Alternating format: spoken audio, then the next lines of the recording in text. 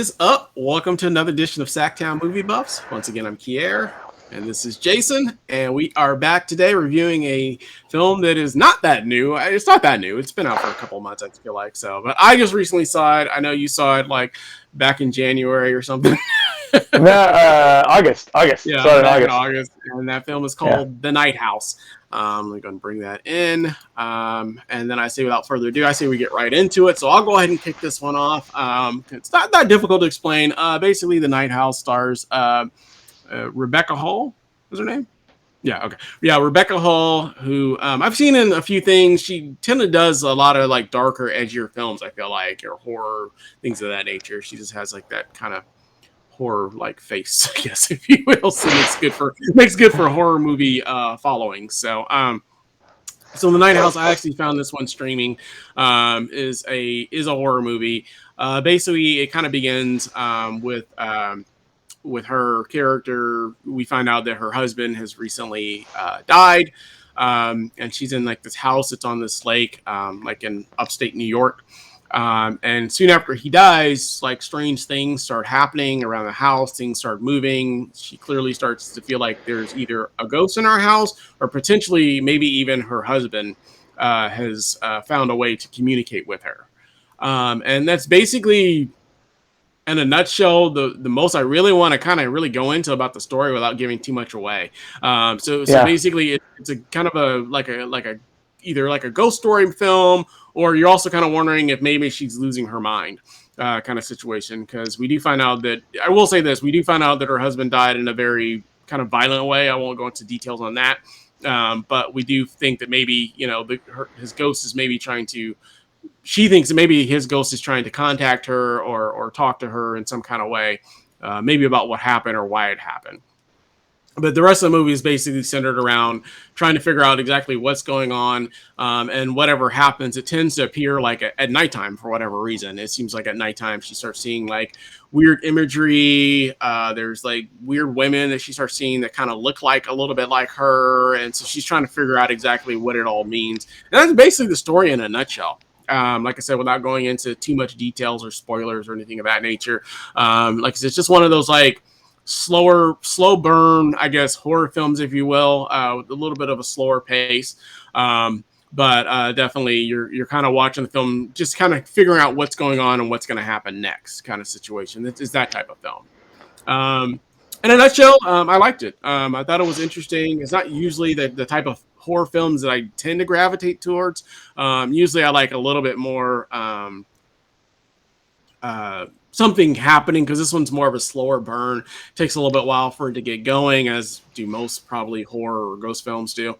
But this one it definitely is one that you're constantly watching, trying to figure out what it all means, kind of situation.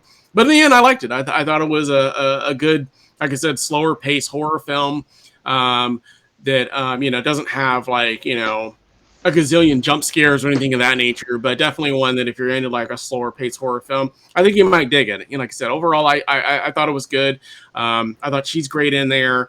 And the surrounding characters, you don't see a whole lot of them because it's mostly her by herself in the house, but I thought all the acting was good from the people that were involved in the film.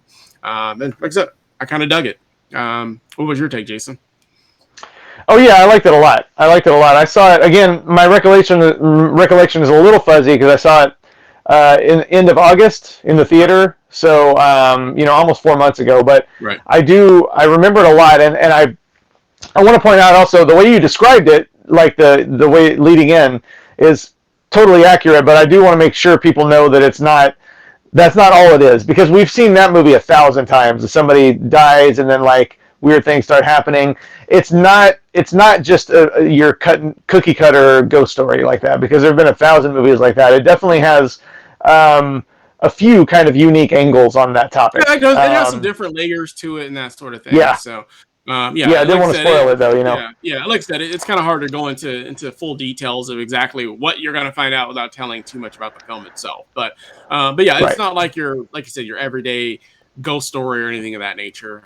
There is a little bit more that happens to it, and there are different layers that the more you start watching the film, the more the layers start unfolding, and you start seeing more about exactly what's going on. And so you have, hopefully by the end of the film, a pretty good picture of what's going on and what's it about. So. Right, right, and I think Rebecca Hall is really fantastic in this movie.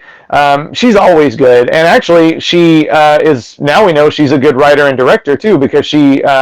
I don't know if you've seen Passing on I haven't Netflix. seen it yet, but I definitely, it's on my list. It's one of the films that's on Yeah, my list to watch, and I'll probably get to it. I'm trying to catch up on as much films as I can. I blew through like yeah. 5 films over the last couple of days, so I'll probably watch Okay, a few more yeah. today. And I'm actually going to watch one as soon as we get out done recording here today. So yeah, so that one's on my list. I should have that one completed by the next week. So.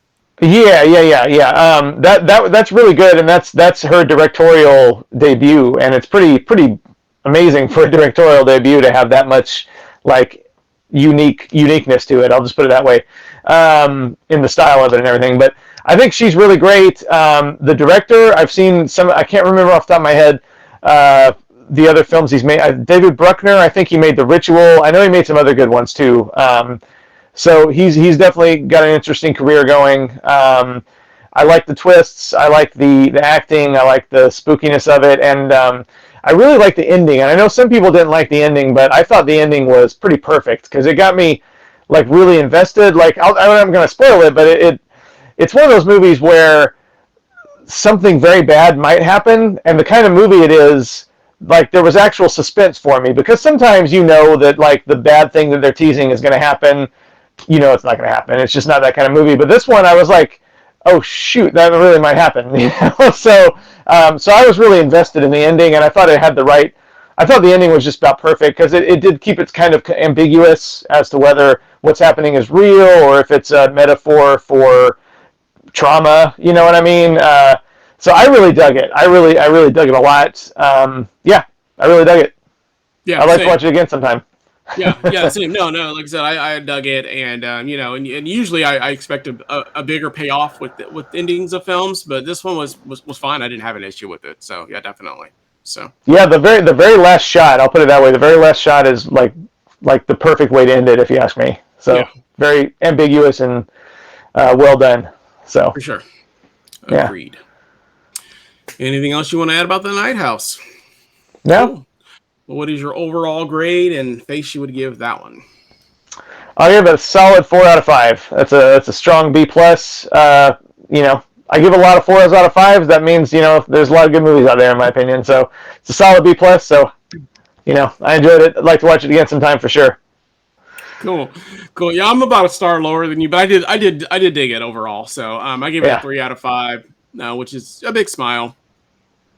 No teeth in this case, but I did dig it overall. I don't know if it's one that I'll rewatch or revisit every single day or whatever case may be, but I definitely did enjoy it and definitely felt it was a interesting and good film. Well, let us know down in the comments. Have you seen A Night House? Did you like it? Did you not like it? As always, if you like, we Oh ask that you man. like, subscribe, make sure you hit that bell notification. And looks like Jason's camera cut off here at the end, but not a biggie. And we'll be back again with another show for you guys again real soon. We thank you for watching. Hope you have a great day.